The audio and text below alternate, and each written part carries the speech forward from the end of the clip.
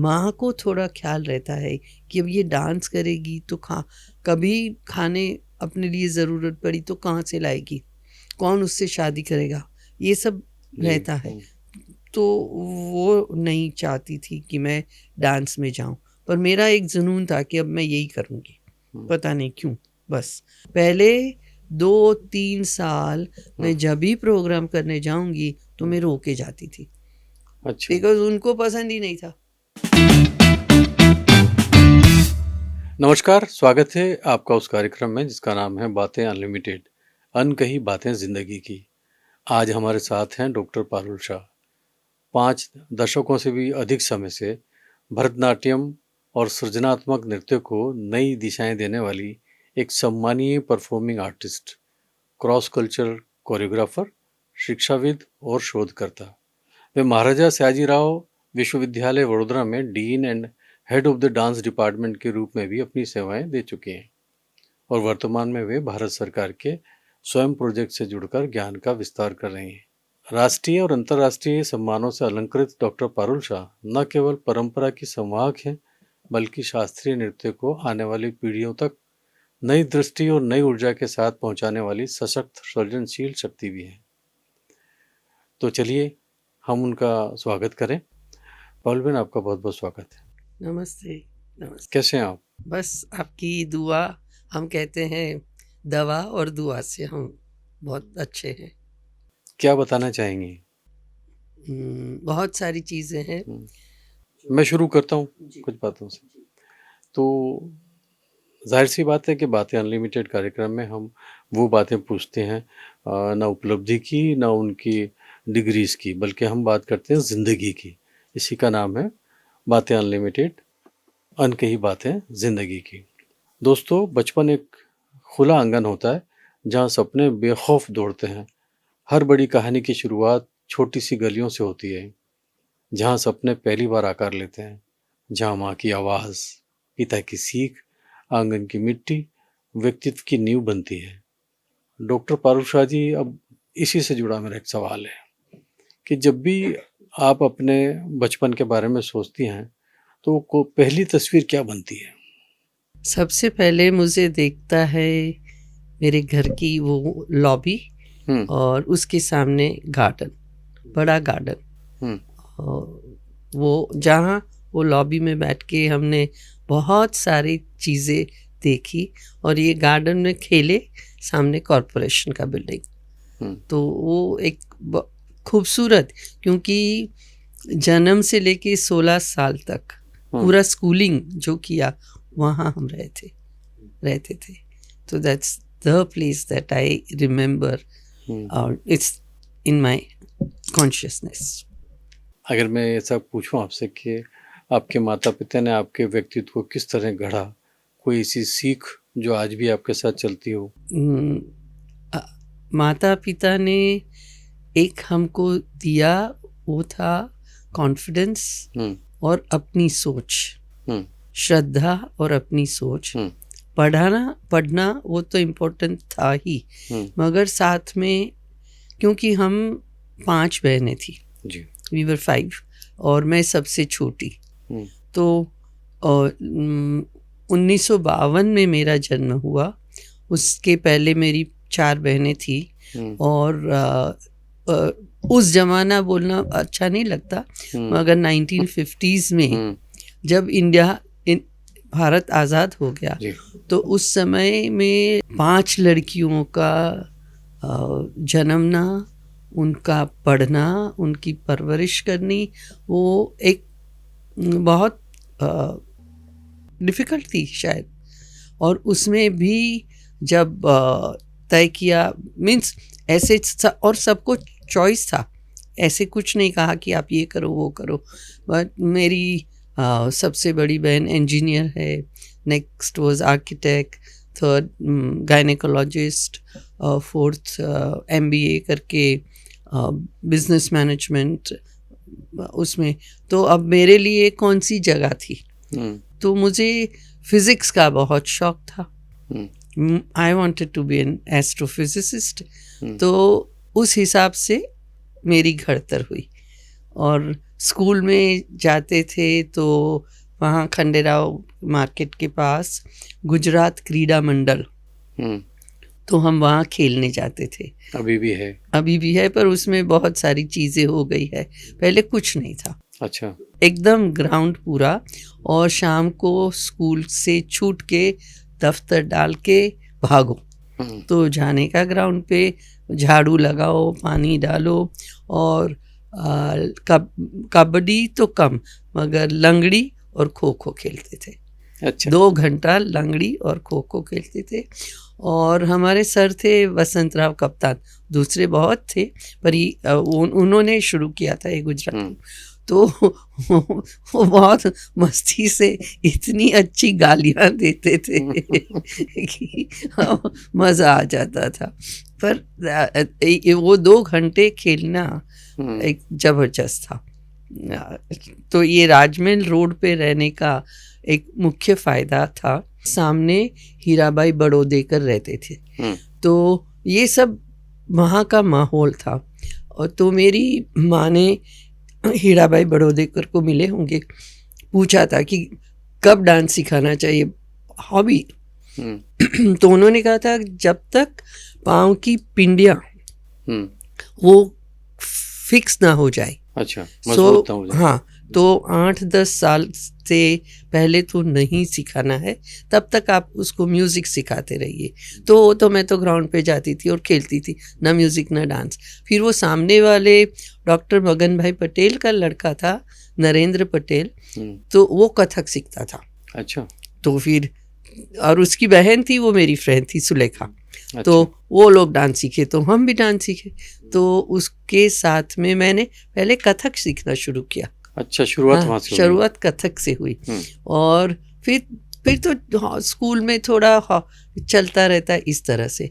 पर ये, और राजमहल रोड पे ज़्यादातर मराठी लोग भी रहते थे, तो मंगला गौरी और ऐसे पूरे रोड पे सर्कल होके रात को जागरण वगैरह कार्यक्रम होते थे। अच्छा। बहुत मज़ा आता था। Those were great days. क्या बचपन में भी आप वैसी थी जैसी आज हैं, या जिंदगी ने आपको बदला? मुझे तो लगता है कि मैं वैसी हूँ। देखिए, जहाँ आप जाते हो उस हिसाब से काम तो करना पड़ता है, मगर अंदर से जो मैं थी वही हूँ। उसमें कुछ ज़्यादा बदलाव मुझे नहीं लगता। अब दूसरों से पूछे तो वो क्या देंगे मुझे पता नहीं। बट लाइक, मैं स्कूल में थी तो शिशु भारती करके एक स्कूल थी जो जुबिली बाग के सामने, वो महादेव का जो मंदिर है ऊपर में शिशु भारती स्कूल थी। तो मैं 2 स्टैंडर्ड तक बाल मंदिर और वो वहाँ भी, तो हाथ में पकड़ के जाने का सुरसागर से किनारे से और पढ़ने का। और वो पंडित जी थे जो चलाते थे, एकदम गांधीयन, एकदम Gandhian total. I mean, these were the Baroda के उस समय के बहुत खमतीधर, और जिन्होंने बहुत सारा काम आज़ादी की चळवळ में किया था, उन लोगों ने शिशु भारती वो स्कूल किया था। तो 2 साल तक मैं वहाँ पढ़ी, और फिर मुझे नहीं पता, पर मेरे पेरेंट्स ने मुझे एक्सपेरिमेंटल स्कूल में रख दिया। अच्छा। तो यूनिवर्सिटी एक्सपेरिमेंटल। मेरी सब बहनें तो महारानी स्कूल में पढ़ी थी। अच्छा। जब वॉकिंग डिस्टेंस नो घर से, पर मुझे क्यों रख दिया वो मुझे नहीं पता। पर जब से वो एक्सपेरिमेंटल में गई, और आज भी जो शिशु भारती के मित्र है वो भी बोलते हैं कि तुम तो बहुत बिंदास। अच्छा। हाँ, एकदम टॉमबॉय। हाँ, वो मेरी वो थी।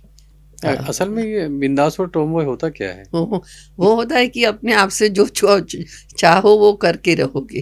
वो किसी का आप ज़्यादातर सुनते नहीं, और सुनते हो पर अपना निर्णय अपने आप से लेते हो।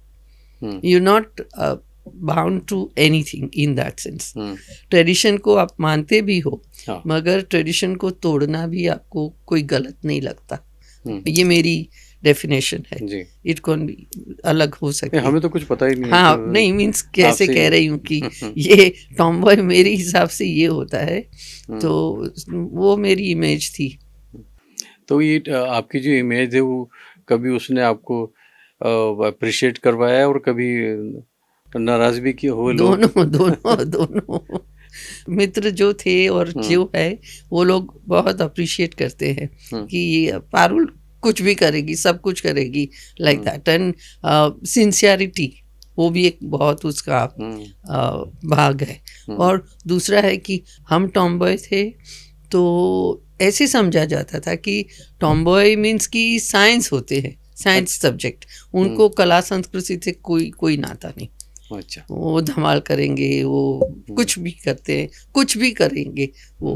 तो स्कूल में हमें कोई कल्चरल इवेंट्स में नहीं रखा जाता था। अच्छा। तू लैब में जा, तू लैब में जा। That was the thing. क्यों कल्चरल इवेंट में क्यों नहीं रखते थे आपको? क्योंकि हम टॉमबॉय थे। ऐसी मीन्स वो बिंदास, वो जो समझते हैं ना कि कला और संस्कृति में तो ऐसे ही रहना है, तो शायद हम ऐसे ही नहीं रहते थे। फिर भी आप कला में तो आ गई। तो हम आ गई ना। वो क्या क्षण थे जो एक टॉमबॉय कला में वापस इतना रच पच गया, जो हमेशा कल्चर प्रोग्राम से और लोगों से दूर रहता था? नहीं मीन्स स्कूल में जो प्रोग्राम हो ना उसमें, और स्कूल में जो हॉबी होती थी, हाँ, हर एक को हॉबी सिलेक्ट करनी थी, तो हमको साइंस की हॉबी में सिलेक्ट करते थे। अच्छा। हमको संगीत और नृत्य में नहीं। हाँ, हमारे वहाँ भी एक UEBS, United schools broadcasting station था। अरे वाह। ऐसे ही था, तो वहाँ हमको रखते थे, मगर वो रास गरबा करना है तो तू जा। अच्छा। That was. ऐसा कहा जाता है कि बचपन की पगडंडियों से आगे बढ़ते हुए जिंदगी हमें एक नए संसार में ले जाती है, जहाँ पहचान बनना शुरू हो जाती है। स्कूल, जहाँ पहली बार दुनिया थोड़ी बड़ी लगती है, और जहाँ दोस्ती का अर्थ समझ में आता है, और जहाँ कोई एक शिक्षक हमारे भीतर छिपे आत्मविश्वास को पहचान लेता है। फिर आता है कॉलेज, जहाँ सपनों को दिशा मिलती है और व्यक्तित्व अपने पंख आजमाने लगता है। तो इसी से जुड़ा मेरा एक सवाल है आपसे कि स्कूल के दिनों में आप कैसी छात्रा थी? शांत, शरारती या सवाल पूछने वाली? हाँ, शरारती और सवाल पूछने वाली पूरी। हाँ। क्या क्या पूछा करती थी लोगों से? लोगों से तो नहीं, टीचर्स से। टीचर से? हाँ, लोगों से तो दोस्त सब थे, तो शरारत तो चलती रहती थी सबकी ऐसे। हाँ, मगर और काम भी बहुत करती थी। तो मेरा सबसे पॉजिटिव या वो चीज़ थी कि मैं काम में अव्वल थी, तो इसलिए फिर मेरी सब सेंस चल जाती थी शायद। हाँ, और स्कूल में बहुत सारे लोग फ्रेंड्स भी थे और बहुत सारे लोग हमें सताते भी थे। हाँ, सताने वालों की कुछ यादें भी हैं? हाँ है। कुछ कहना चाहेंगे उनको? नहीं, मीन्स ये ही कि ये हमारा मानती नहीं। तो कई टाइम कभी साइंस फैकल्टी हमारी बगल में एक्सपेरिमेंटल स्कूल के, तो वहाँ कूलर होते थे, पानी पीने जाएंगे, तो थोड़े लड़के वगैरह और वो लोग पहचानते थे मेरी बहनों को, क्योंकि वो लोग लाइब्रेरी में पढ़ने कभी आते, तो वो बोलते थे उनको कि वो पारुल को समझा दो, मगजमारी ज़्यादा ना करे। तो ऐसे होता था। तो फिर आप समझ जाती थी? पता नहीं अब। कोई ऐसी शरारत याद है आपको जिसमें घर पे भी डांट खाई हो, शिक्षक से भी डांट खाई हो, बड़ी बहनों ने भी कहा होगा ये क्या करती हो आप? नहीं, ऐसी कुछ नहीं। अच्छा, नहीं, ऐसी कुछ कोई याद नहीं ऐसी कोई शरारत नहीं की कि जिससे रियली डांट पड़े। पर अब एक याद है, मीन्स डांट नहीं पड़ी, पर ये मस्ती कि हम लोग 9th स्टैंडर्ड में स्कूल से गोवा का टूर ले गए थे, तो हम लोग सब थे उसमें। तो रात को फिर सब सो जाते, तो हम सबके लिपस्टिक लगा देने का, वो सब धमाल हम 2-3 लोग करते थे। और जैसे कि सुबह में उठ के हो क्या क्या हमें कुछ नहीं पता, और 2-4 उसमें भी लड़के लड़कियां थे जो वो भी हमारे साथ ज्वाइंट हो जाते। अच्छा, उनके जैसे उनके पर कुछ लगा ही नहीं, तो ऐसी सब शरारतें करते थे। हाँ, बट इट इज नॉट कोई नहीं, ऐसे तो याद नहीं आ रहा। कोई ऐसा शिक्षक या मित्र जिनका असर आज तक दिल में बसा हो? साइंस फैकल्टी में आए तो प्रोफेसर S.K. शाह थे। He was the head of the physics department and teacher of quantum physics, and that was, मुझे वो क्वांटम फिजिक्स सबसे अच्छा लगता था, इसलिए प्रोफेसर भी अच्छे लगते थे। एंड ये बहुत अच्छी तरह से पढ़ाई करते थे, मीन वेरी गुड। उनकी अभी भी मगज में रहती है। अभी और भी उनकी स्मृति है। हाँ, और दूसरे थे प्रोफेसर शेठना, तो वो केमिस्ट्री में थे। He was dean and so further, but उनका जो व्यक्तित्व था, उनकी जो समझ थी, उनकी जो, और वो मेरे पिताजी के मित्र भी थे। अच्छा। तो उनके साथ थोड़ा ज़्यादा आत्मीय था। तो और वो पढ़ाई में और लाइफ में, वो दोनों, उनकी असर मुझे लगती है अभी भी।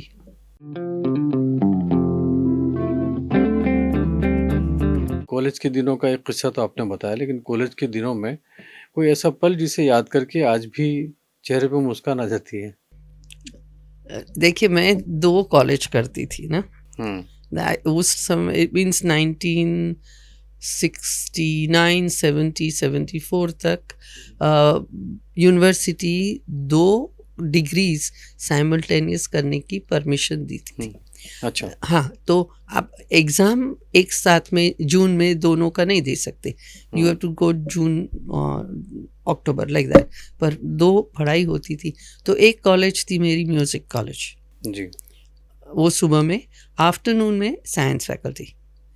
तो साइंस फैकल्टी में स्क्वायर ब्लॉक पर बैठना, धमाल करनी, मस्ती करनी, वो सब होता था। और हमारी 4 फ्रेंड्स की गैंग थी। तो वो, मैं अकेली फिजिक्स वाली थी, दूसरे लोग केमिस्ट्री एंड बायोलॉजी में थे। तो वो लोग आज भी हम मित्र हैं। तो और मैं गुजराती मीडियम से थी और ये तीनों लोग इंग्लिश मीडियम से थे। तो हमारा एक बंधन था कि मुझे कंपलसरी इंग्लिश में बोलना है, मैं नहीं बोलूँगी तो 5 पैसा दंड। अच्छा, 5 पैसा दंड। तो मुश्किल होता था, पर पैसे तो होते नहीं। तो ऐसे सीखी मैं इंग्लिश। तो ये एक, आज मुझे लगता है कि उन लोगों ने मेरे लिए बहुत अच्छा काम किया था। और फिर तो स्क्वायर ब्लॉक, फिर हम LR बने थे, ladies representative of the science faculty. हाँ, तो वो उसके लिए कैनवासिंग करना, लोगों से मिलना, ये वो सब बहुत किया था।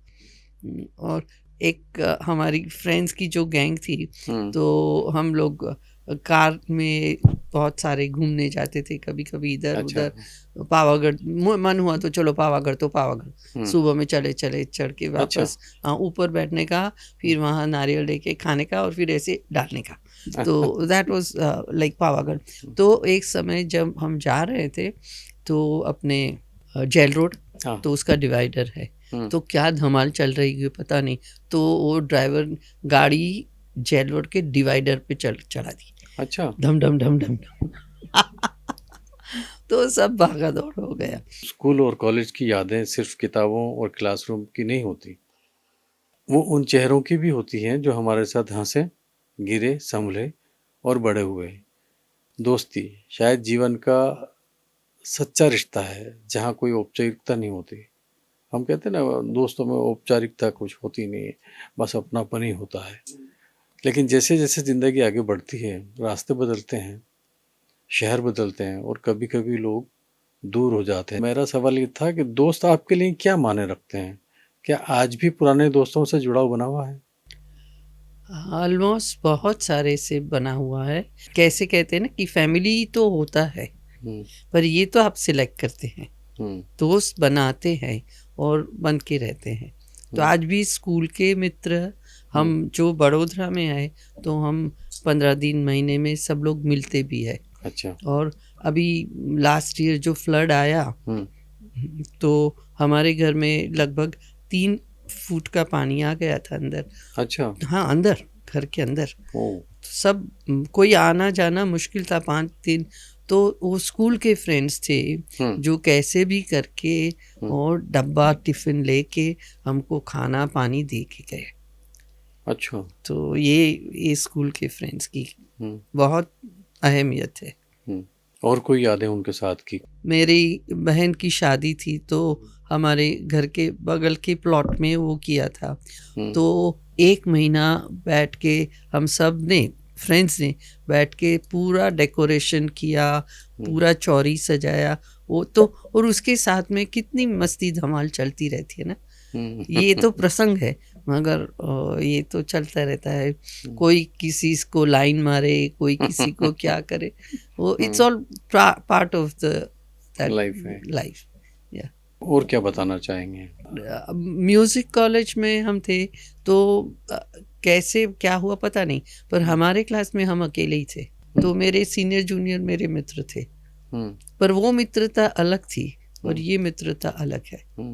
कुछ लोग जो जान पहचान वाले होते हैं वो मित्र नहीं होते, और जो मित्र होते हैं वो जान पहचान वालों से ज़्यादा बेहतर होता है। शायद ये प्रोफेशन का भी प्रॉब्लम है कि सवाल है कि जो डांस का प्रोफेशन है वो बहुत लिमिटेड है। उसमें सब चीज़ें लिमिटेड है और बहुत मेहनत मांगता है। तो उसमें दोस्ती होती है। आज भारत की बहुत सारी अच्छी नृत्यांगनाएं मेरी मित्र है, वो कह सकती हूँ।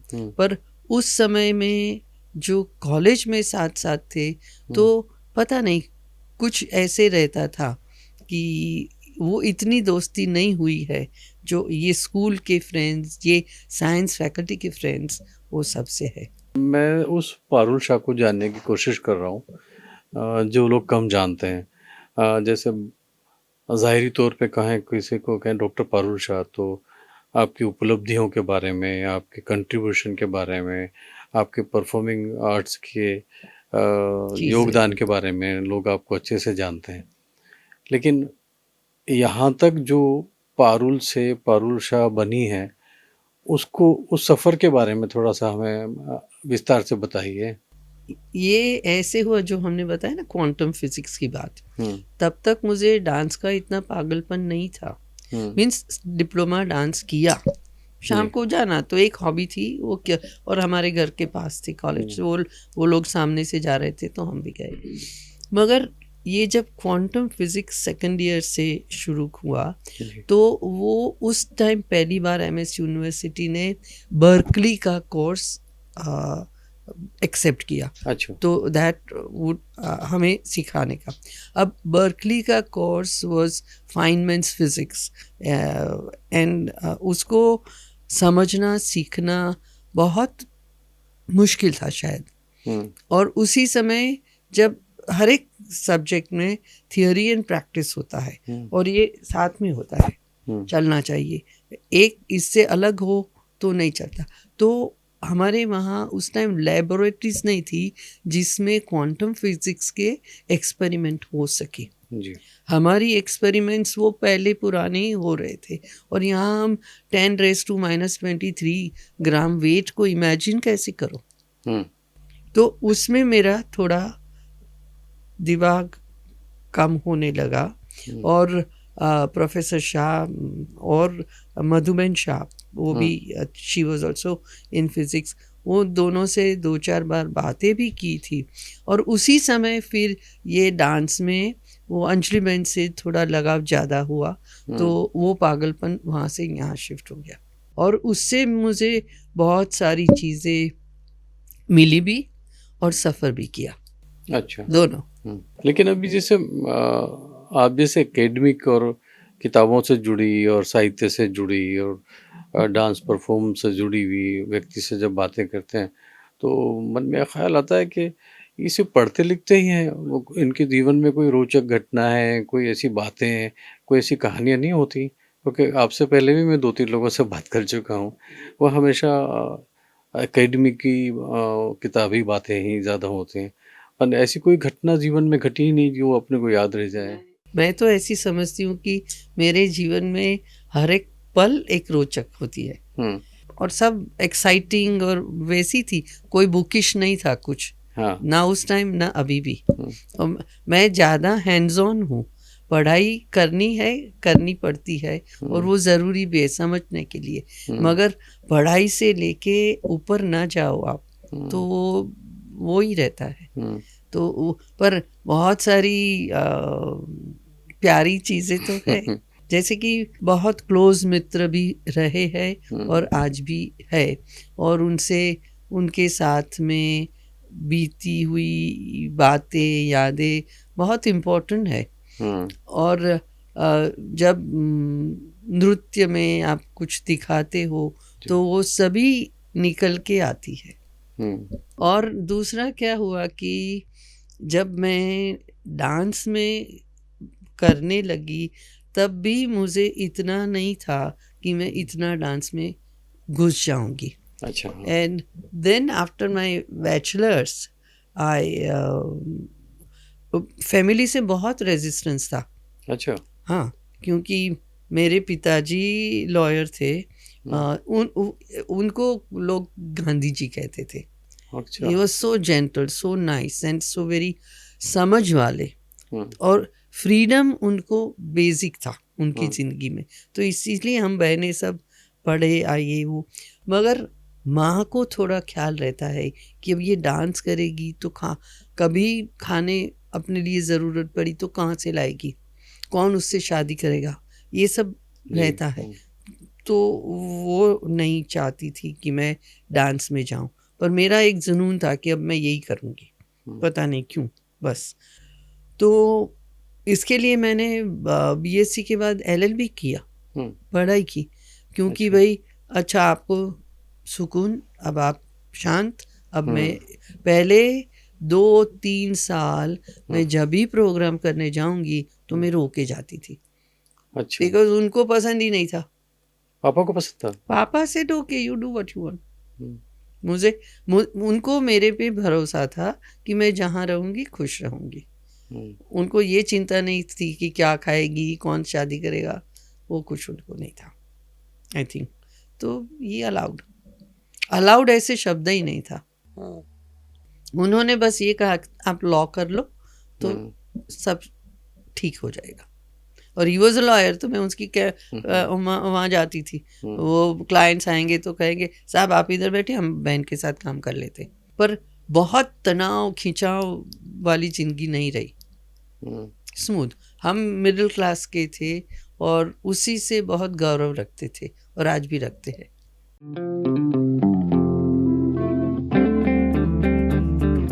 पिता को आपको एक्सप्लेन करना हो कि पिता क्या होता है तो कैसे बताएंगे? मेरे लिए मेरे पिता बहुत आइडियल रहे, और वो भी एक गांव से आए थे, मियाँ गांव, और 5 भाई बहनों में सबसे बड़े थे। वही एक पढ़े लिखे थे उनकी फैमिली में, और नगर शेठ के लड़के थे। फिर भी उनका ये openness of the mind was very special, आज भी है। और same thing, mother give so much energy. ये जो सब शक्ति जो है आज वो उन्हीं की है, ऐसे लगता है। पापा को आपने याद किया हुआ ऐसे बीच बीच में कभी याद आते हैं? कभी ऐसे कोई मौका आता है तो? रोज करते हैं। अच्छा, हर रोज याद आते हैं? मतलब किस तरीके से याद आते हैं? मतलब कुछ काम अटक जाता है तब, या कोई नहीं चीज़? नहीं नहीं नहीं, ऐसे कुछ नहीं। हम रोज, हमारे वहाँ हमारे रूम में विंडो है, उन पे सबके फोटोग्राफ्स है, रोज देखते हैं तो याद ही रहते हैं। कुछ काम के लिए अटक जाए, सुझाव चाहिए, ऐसे कुछ नहीं होता। आपके साथ फ्रेंडली थे वो एकदम? हाँ, वेरी फ्रेंडली, सब बातें? हाँ, कुछ भी नहीं। उस ज़माने में तो ऐसा था कि वालिदी ऐसी शख्सियत होती थी जिससे वो आ जाएं तो घर खामोश हो जाए, उनसे बात ना करें। और मम्मी के साथ ज़्यादा मेल जोल होता है, आपका उल्टा था? हमारा दोनों के साथ था। अच्छा। हाँ, मम्मा भी इतनी ही और पापा भी इतने ही, कोई फर्क नहीं था उस हिसाब से। ऐसे नहीं था कि ये चीज़ करवानी है तो मम्मी के पास जाओ, ये चीज़ करवानी है तो बाहर डैडी से, नहीं, ऐसे नहीं। कुछ भी। मम्मी खाली विरोध करती थी समाज के डर से।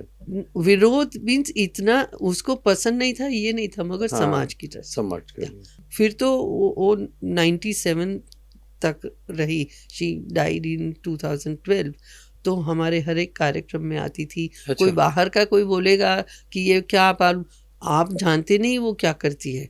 अरे वाह। हाँ, वो तो कोई किसी को ऐसी उंगली नहीं उठाने वो देगी। कहती थी, आपसे कहने नहीं देती थी। हाँ, नहीं। माँ ऐसी होती है। हाँ, हाँ।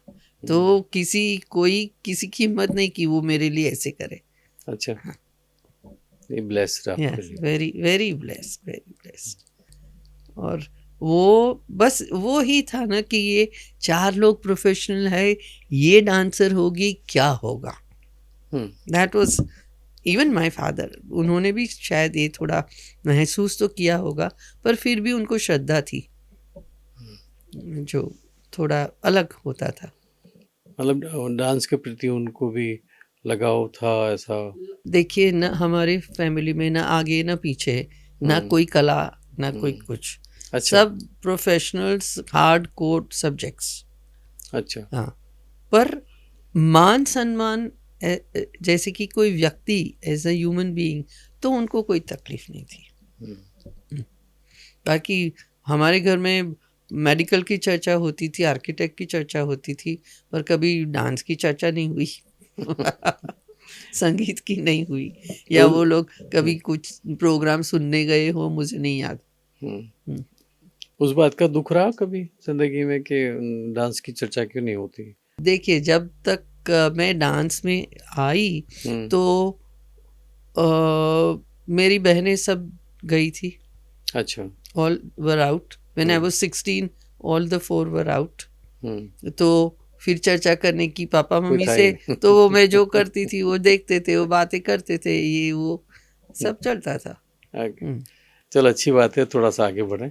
जिंदगी के हर सफर में कुछ रास्ते ऐसे भी होते हैं जिन पर इंसान अकेला चलता है। भीड़ साथ होती है, पर कुछ सवाल ऐसे होते हैं जो सिर्फ खामोशी से पूछे जाते हैं।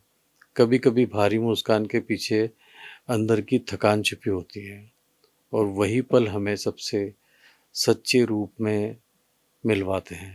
क्योंकि उपलब्धियां जो होती हैं ना, वो तालियों में सुनाई देती हैं, लेकिन मन की आवाज़ अक्सर खामोश में मिलती है। तो उसी से रिलेटेड मेरा अगला सवाल है कि क्या कभी ऐसा समय आया जब आपने खुद को अकेला महसूस किया हो?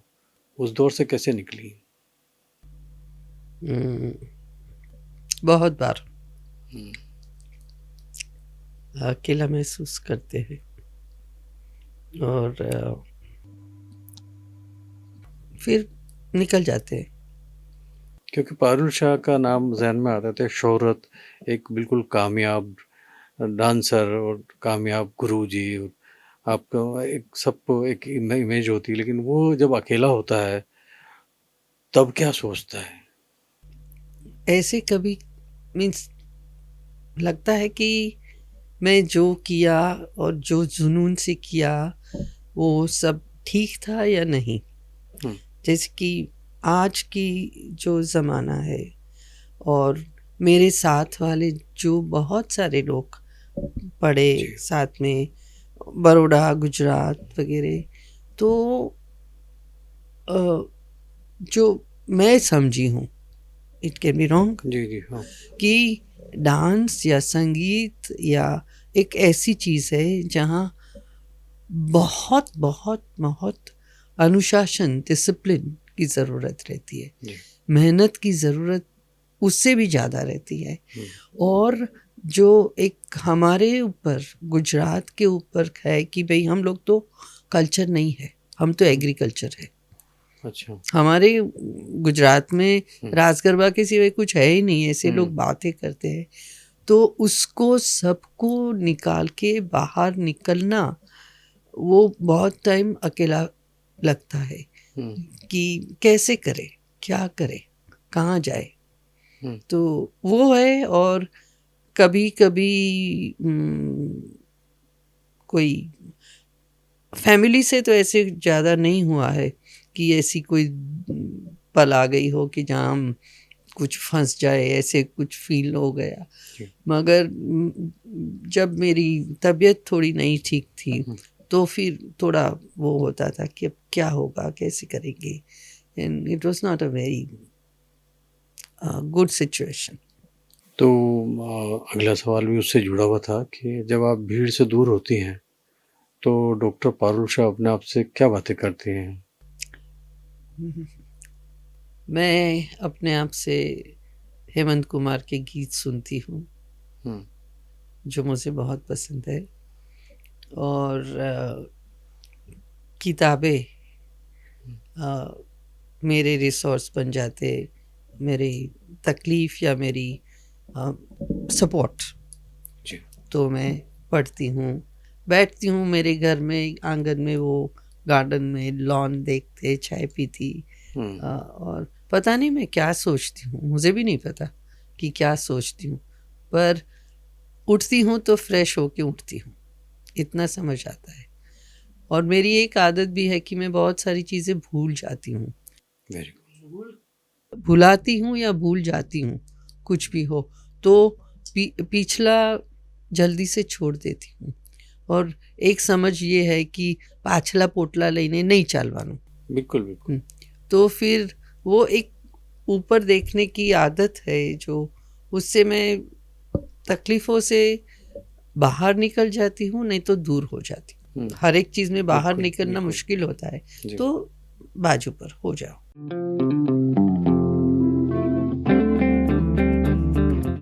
नाराजगी लोगों से जल्दी दूर कर देती हैं। हाँ, नहीं जा, क्यों भाई, आज आज हो कल नहीं हो, उसमें क्या लेना क्या देना, ये मेरा बेसिक समझ है।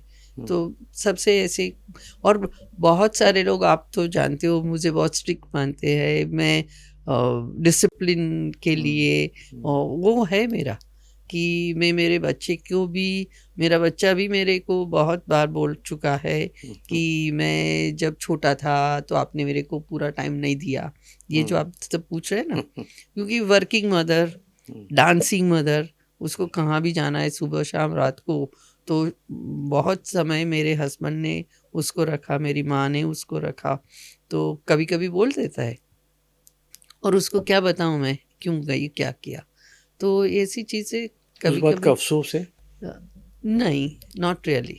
अच्छा। हाँ, उस बात का अफ़सोस है कि मैं उसको कैसे ज़्यादा समय दे सकी होती, मगर मैंने जो काम किया है और जो करती थी उसका अफ़सोस नहीं।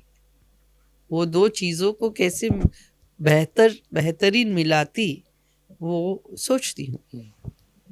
एक बात ये होता है ना कि हम लोग सुविधा देते हैं बच्चों को, लेकिन क्वालिटी वक़्त नहीं दे पाते। हुँ। तो उस जो अभी इस दौर में जो ये हालात को या हालात का सामना कर रहे हैं, उनको क्या कहना चाहेंगी? मैं ऐसे समझती हूँ कि कोई भी माँ-बाप ऐसे नहीं होते कि जो बच्चों को क्वालिटी समय या सुविधा देना ना चाहे। देना तो चाहते ही है, मगर उनकी जो जहाँ लिमिटेशंस हो जाती है, क्योंकि सभी चीज़ें मिलानी होती है। एक साथ तेर तूटे एवी घनी जगह परिस्थिति होए, तो उसको मिलाने में कभी कभार कोई जगह कमती भी हो जाता है। तो अब आपको जॉब करते हो, अब 9 to 5 जाना ही पड़ता है, और कभी ऑफिस में 9 to 7 भी हो जाता है। हाँ जी। तो आप क्या करोगे? आप नई जॉब करोगे? Is that the option? वो तो है नहीं। तो वो करना ज़रूरत नहीं है, पैसे तो है घर में खाते हो, वो ज़रूरत क्या होती है? खाली पैसे की ज़रूरत होती है, या अपनी खुद की भी हर एक व्यक्ति की ज़रूरत होती है? तो ये समझ अब छोटे बच्चे के दिमाग में तो नहीं होता। वो तो अपना ही सोचते हैं, उनको क्या पता कैसे दुनिया चल रही है। और बहुत सारे टाइम अगल बगल वाले लोग भी कुछ न कुछ डालते रहते हैं, तो वो होता है। हम भी उस दौर से गुजरे हैं, हम भी बच्चे थे कभी। तो हमारे वालिद साहब ने या वालिदैन ने, माता पिता ने उतना वक्त दिया था या नहीं दिया था वो भी हमें याद रहता है। तो उससे भी एक कंपैरिजन कभी कभी आदमी को कचोटता है कि हमारे पेरेंट्स ने तो काफ़ी सारा हमारी परवरिश में ध्यान दिया, हम नहीं कर पाए। नहीं, ऐसे तो परवरिश में ध्यान नहीं दे पाए, ऐसे भी कम था, क्योंकि हमारी जॉब भी ऐसी थी कि मॉर्निंग में जाओ, इवनिंग में जाओ, आफ्टरनून में छुट्टी रहती थी। और इवनिंग में तो हम शाश्वत को लेके जाते थे स्कूल में, कॉलेज में बहुत सारी टाइम, क्योंकि सुरसागर सामने है, तो वहाँ जाके वो मच्छी को वो खिलाएगा वगैरह वगैरह। तो ऐसे नहीं था, and so much, but still most of the mothers, उनके साथ के मित्रों के, तो वो लोग ज़्यादातर हाउसवाइफ्स थे, तो उनका एक विचार और समझ अलग होने से भी बहुत सारी चीज़ें होती है और नहीं होती है। और उसमें सबसे बड़ी मेरी प्रॉब्लम वो थी कि मैं डांस के फील्ड में थी। See these are issues which nobody can do anything. मैं 9 to 5 रेगुलर जॉब में होती या मैं डॉक्टर होती तो आई थिंक इतना तकलीफ नहीं होता, क्योंकि डांसर को तो बहुत सारी चीज़ों का फेस करना पड़ता है जी। तो अब उसमें क्या करूं मैं। अब आपने कहा कि पारुल उषा बहुत स्ट्रिक्ट थी, हमें भी पहले ऐसा लगता था, लेकिन जब आपसे मुलाकातें हुई तो थोड़ा डर निकला और आपसे बातचीत करने लगे। लेकिन बहुत से लोग अभी भी हैं जो उस वक्त आपके विद्यार्थी रहे, तो वो अभी भी सोचते हैं कि ये अनुशासन अच्छा है, लेकिन ये स्ट्रिक्ट शब्द है उसके आगे लग जाता है, वो क्या है? ये स्ट्रिक्ट शब्द क्यों लगा है वो तो मैं नहीं समझती, मगर मेरे हिसाब से आज देखिए, मैंने 35 साल डांस का जॉब किया, सो हर एक साल के समझो 10-15 स्टूडेंट्स तो निकले होंगे, तो काउंट कितने हुए वो पता नहीं। अब उसमें से कितने लोग डांस के फील्ड में एक्टिव रहे हैं। अच्छा, देखिए, वो तैयार होते हैं, डिग्री MA BA मिलती है तो स्कूल में जॉब लेते हैं, अपना प्राइवेट क्लास खोलते हैं, मगर डांस सीखना वो कला सीखना है, और कला को आपने जो पूछा ना कि बुक्स या प्रैक्टिस क्या होता है, तो प्रैक्टिस तो प्रायोरिटी है। बिल्कुल।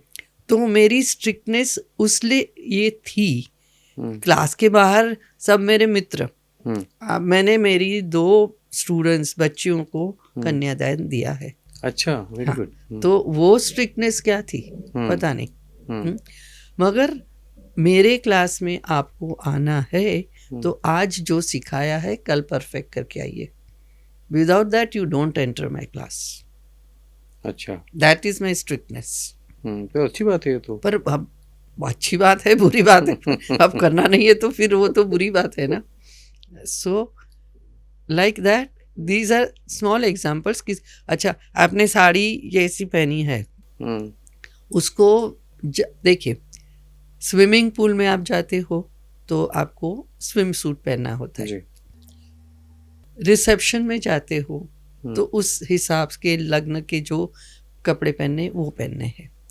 तो भरतनाट्यम के क्लास में आते हो तो भरतनाट्यम के लिए जो टाइट वगैरह करके पहनने हैं वो पहनने हैं। अब वो आप किसको करके बोलो क्लास में कि ये क्यों नहीं की, वो मेरा दुपट्टा खींचा, अब उसको आप इस तरह से देखो या उस तरह से देखो, ये आपका चॉइस है। इसको स्ट्रिक्टनेस कहो या क्या कहो।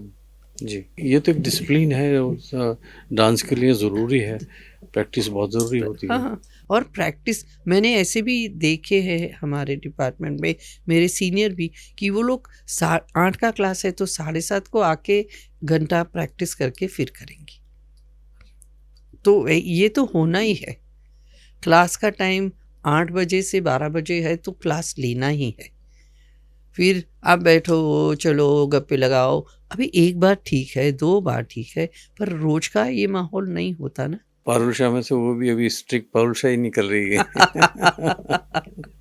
एक ऐसा मंच है जिससे आज वो गिले शिकवे दूर कर दीजिए ना अपने स्टूडेंट्स के, कह दीजिए ना उनको कि मैं तो आपसे प्यार करती थी, लेकिन मैं प्यार अभी भी करती हूँ, तब भी करती थी, और जो भी मुझसे दूर है उनको भी मैं बहुत सारे लोग उनमें से भी मेरे नज़दीक आ गए हैं, और नहीं है तो उनको सबको मैं बोलती हूँ, do come have a cup of T with me, आइए, ज़रूर आइए, मिलिए, बात करिए।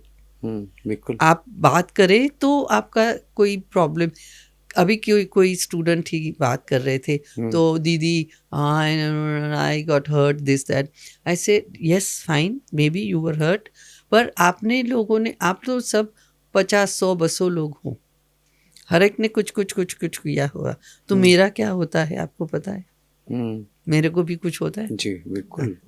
तो बस इतना ही समझना होता है। ऐसा थोड़ी होता है ताली दो हाथ से बजती है। नॉर्मली ऐसे होता है। उन्होंने भी कुछ किया होगा तो नहीं, कुछ नहीं करते, पर ये लेके बैठ जाना, और ये सब्जेक्ट भी बहुत ह्यूमन है, तो उसमें नाफिस भाई बोल ही देंगे, देखो वो मैं स्ट्रिक्ट नहीं हूँ, वो दूसरे टीचर है तो जाने देते हैं। अच्छा।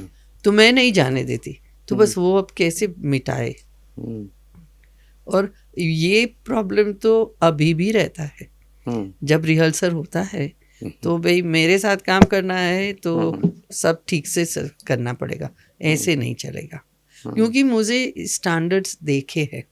जी हाँ, बिल्कुल। जो आपको देश में जाना है तो ऐसे ऐसे नहीं चलेगा, मेहनत तो करनी पड़ेगी। नहीं, लेकिन आपकी तो मर्जी नहीं थी, आप तो उनसे कभी ऐसा सोचा, लेकिन फिर भी कुछ लोग आपके साथी या नाराज हो गए, तो उनको कुछ कहना चाहेंगी दोबारा?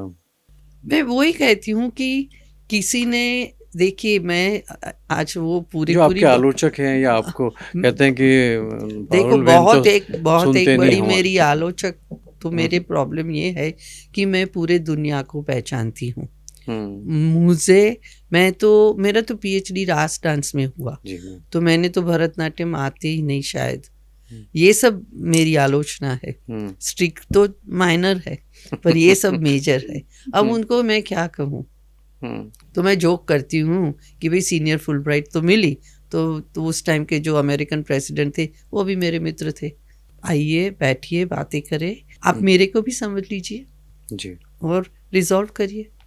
मैं आज मेरा 75th ईयर बैठा अभी जी। हाँ, तो ये समय है, पूरा गिले शिकवे सब खत्म करो, काम करो।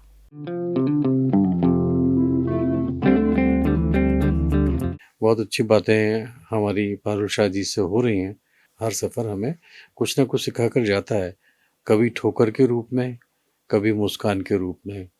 वक्त के साथ अनुभव शब्दों में नहीं, समझ में बदलने लगते हैं, और शायद वही समझ जीवन का असली ख़जाना होती है। जब इंसान पीछे मुड़कर देखता है तो उसे सिर्फ घटनाएं नहीं दिखती, उसे अपने भीतर का बदलता हुआ अपना अक्स दिखाई देता है। पारुल जी, अगर जीवन को एक किताब माने तो उसका सबसे खूबसूरत अध्याय कौन सा रहा? हमारा प्रेम, वो सबसे खूबसूरत अध्याय रहा। थोड़ा सा बताइए। मेरे husband, but we are still ज़्यादा मित्र है हम। प्रेम और मित्रता, फिर वो हस्बैंड भी हुए, मगर वो ज़्यादा है। वो बहुत महान आदमी एक स्ट्रिक्ट पारुल शाह के साथ में जीवन व्यतीत कर रहे हैं। क्योंकि क्या, हम बहुत सिंपल आंसर है उसका। उनका नाम क्या है जी? उनका नाम है प्रबुद्ध। प्रबुद्ध तो बुद्ध से आगे है। अच्छा, इसलिए प्रबुद्ध है। तो फिर तो उनकी जो महानता है वो मेरे को तो एक्सेप्ट कर ही लेगी, है ना? सिंपल है। तो वो जैसे कि अभी हम जोक करते थे, हमारी मैरिज एनिवर्सरी आई तो 45 इयर्स हुए जी। तो हम मस्ती कर रहे थे हम दोनों कि नहीं 45 नहीं 55। अच्छा। हम तो 50 क्रॉस कर गए क्योंकि when we sort of decided, हम तय किया कि हम लोग साथ में है, तो वो 10 साल पहले डिसाइड किया था। और फिर उनको भी घर में दिखाने को लड़कियां, मुझे भी फैमिली से कोई मीन्स दिखाने के तो था नहीं, मगर ये काका का ये लड़का और ये उनका ये लड़की और ये कुछ सब होता था, तो हम लोग मना कर देते थे कि नहीं। तो पहले पहले तो इनको सब पता नहीं चलता था, फिर समझ में आने लगा कि कुछ है, कुछ है। और मेरे इन लॉज जी सा, तो उनका एक स्टेटस था, तो थे बहुत फार्मर, मगर फिर भी एक स्टेटस था।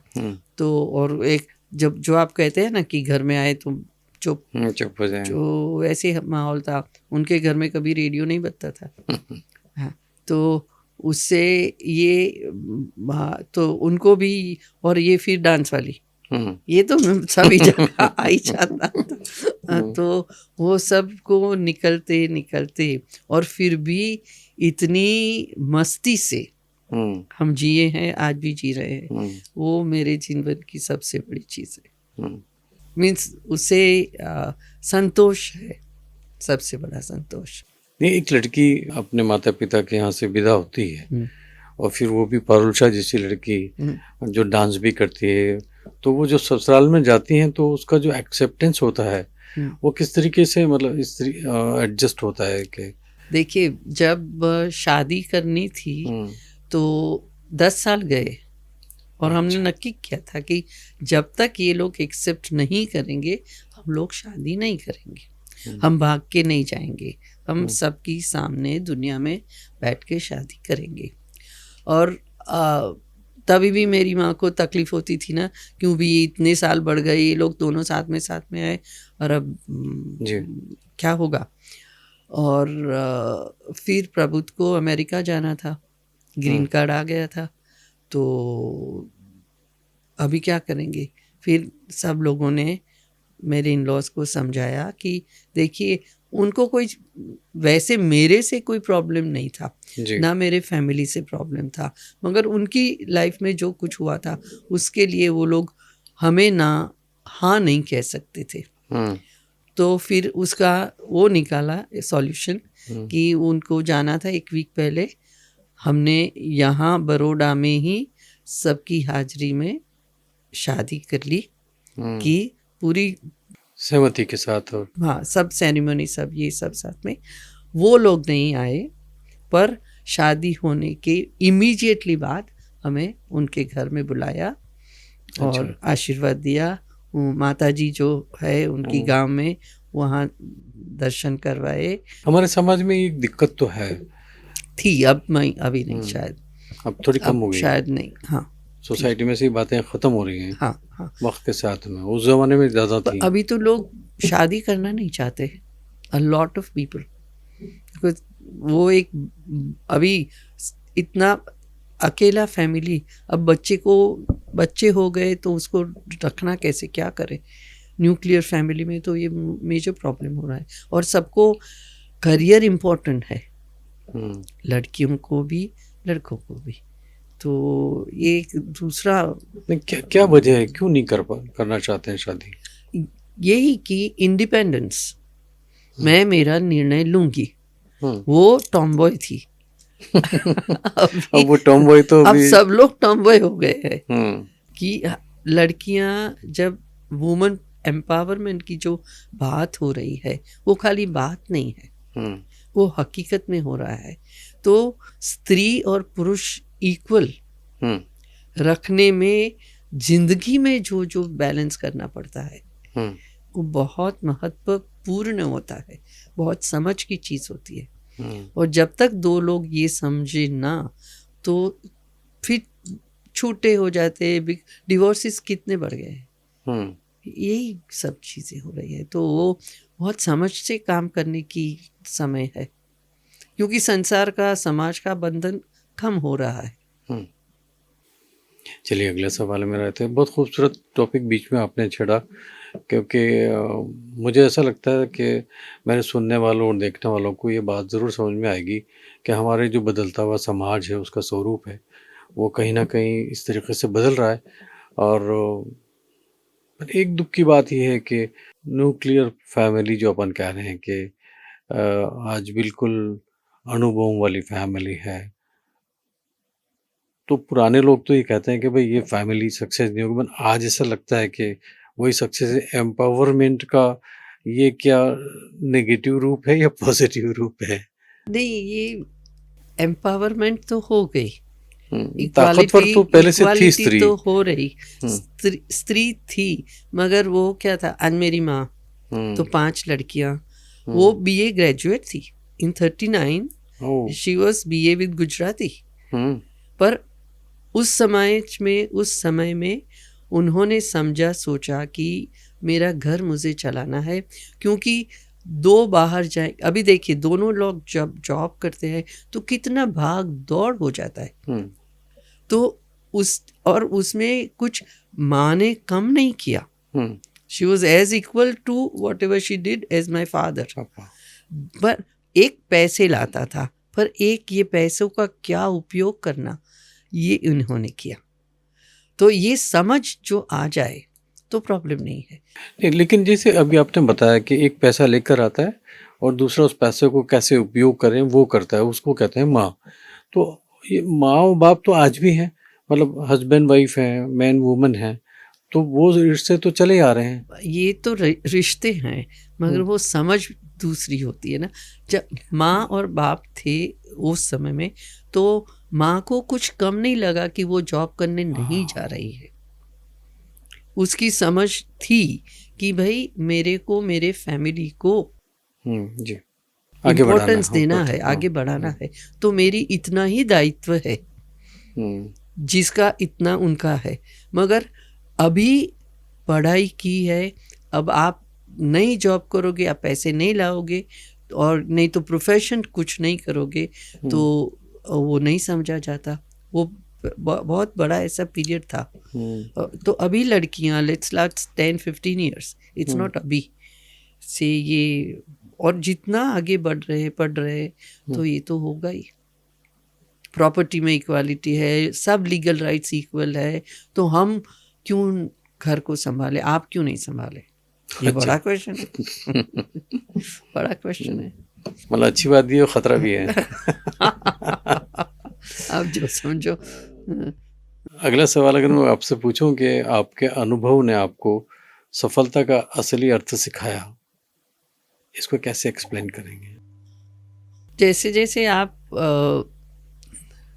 एक से दूसरा कदम लेते जाते हो, तो कदम बढ़ते जाते हैं।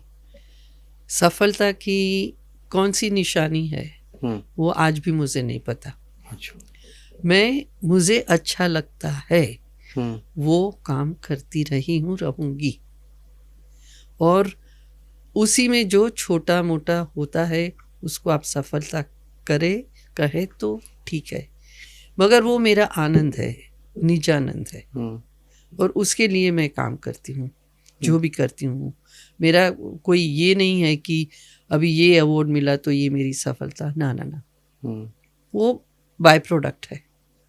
मतलब सफलता ने को आप कह रही हैं कि ये सिखाया कि लगातार और काम करते जाइए। बस जितना हो सके, जब तक हो सके करते रहिए। तो आज की युवा पीढ़ी जो उनके जीवन के बारे में एक सच्ची सलाह देना चाहेंगे, क्या कहेंगे उनको?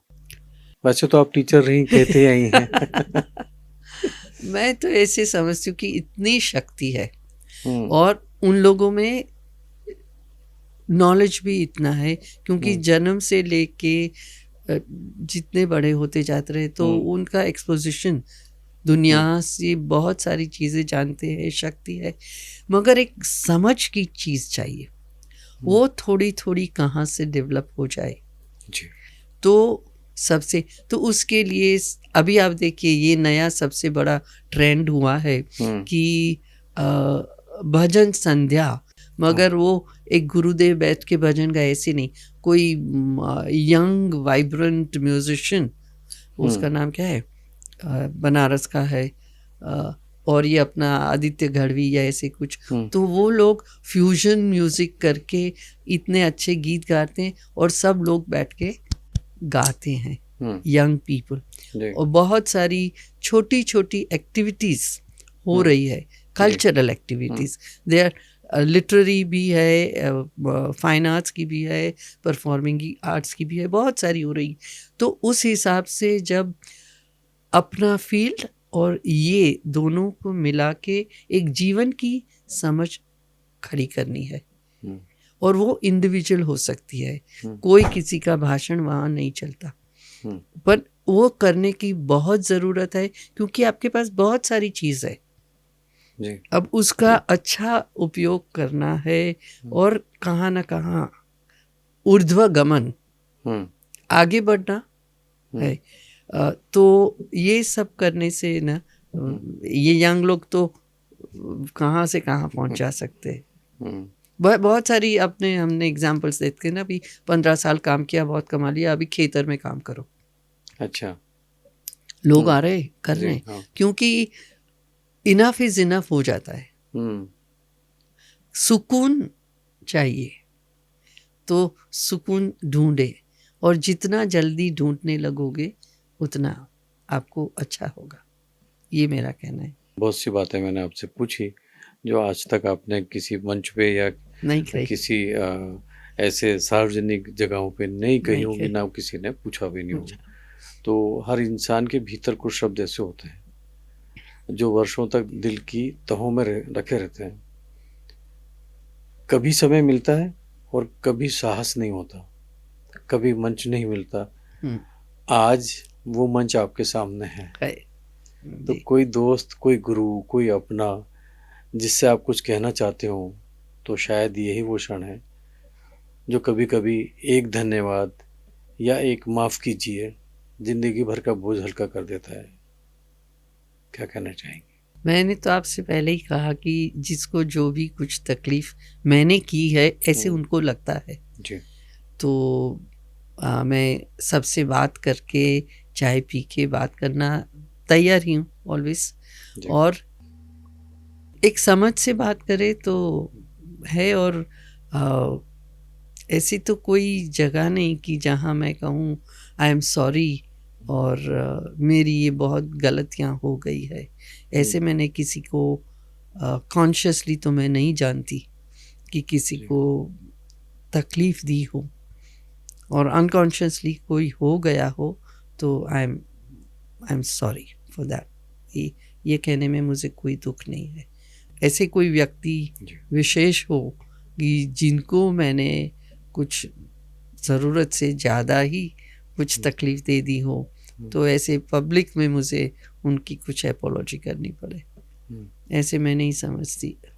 पर पता नहीं, I am still open. Apology हमारे सिखाने वालों से नहीं, कुछ दोस्तों का ऐसा हो जाता है कि उन्होंने ही सोच लिया अपनी मर्जी से, या कुछ मनमुटाव होता है, क्लियरिफिकेशन भी कभी नहीं होता, और हम कहना तो चाहते हैं वो भी या आप भी पर ज़िंदगी तेज़ी से जा रही, कह नहीं पाते। मेरी ज़िंदगी में भी पारुल बहन बहुत सी ऐसी चीज़ें आई, मैं भी आप ही की तरह हूँ कि कभी किसी के साथ मैं ऐसा किया नहीं कि सॉरी या उससे बुलवानी पड़े। लेकिन कुछ चीज़ें ऐसी होती हैं कि मैं मिलने आऊँगा, आपसे मिलूँगा, और जब मिलने का इरादा किया तो पता चला कल रात चले गए। समझी।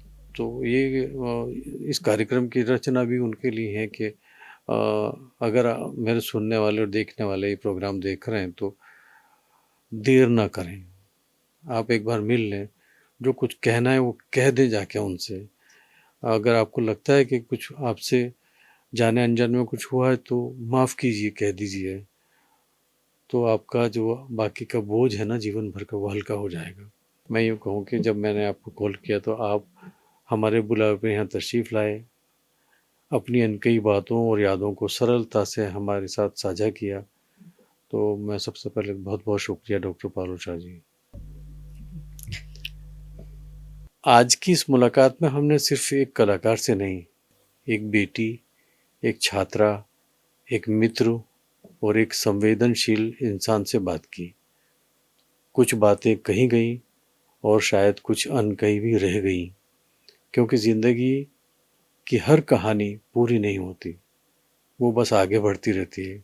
ये थी बातें अनलिमिटेड, अनकही बातें ज़िंदगी की।